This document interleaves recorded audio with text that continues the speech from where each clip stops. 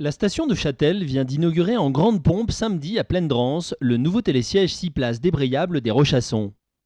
Un débit porté à 3000 skieurs à l'heure, le premier télésiège du département a bénéficié d'un système de garde-corps semi-automatique, comme le rappelait Nicolas Rubin, le maire de Châtel, lors de son discours inaugural.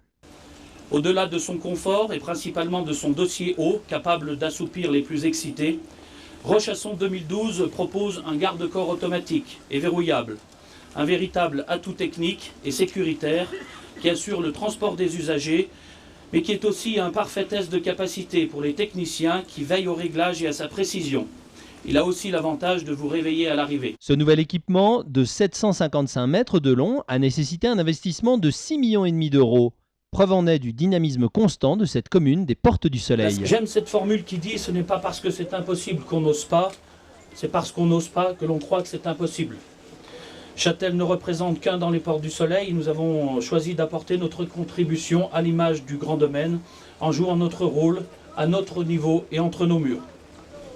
Par ces mots, je formule le souhait le plus cher qu'il soit pour que nos amis suisses se dépatouillent de leurs ennuis politico-environnementaux administratifs afin qu'ils puissent aussi atteindre leurs objectifs de dynamisation de leur domaine. Chacun doit veiller à son niveau à ne pas fragiliser notre économie partagée.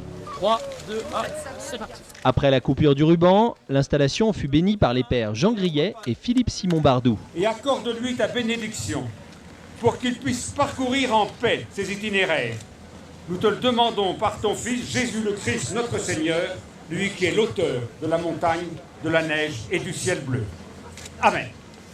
Merci Seigneur, cette bénédiction pour tous ceux qui à travers le monde travaillent pour un monde uni, un monde de partage, un monde d'accueil. Et c'est au sommet du télésiège que tous les représentants des Portes du Soleil et de nombreux invités ont pu boire le verre de l'amitié dans une ambiance particulièrement conviviale.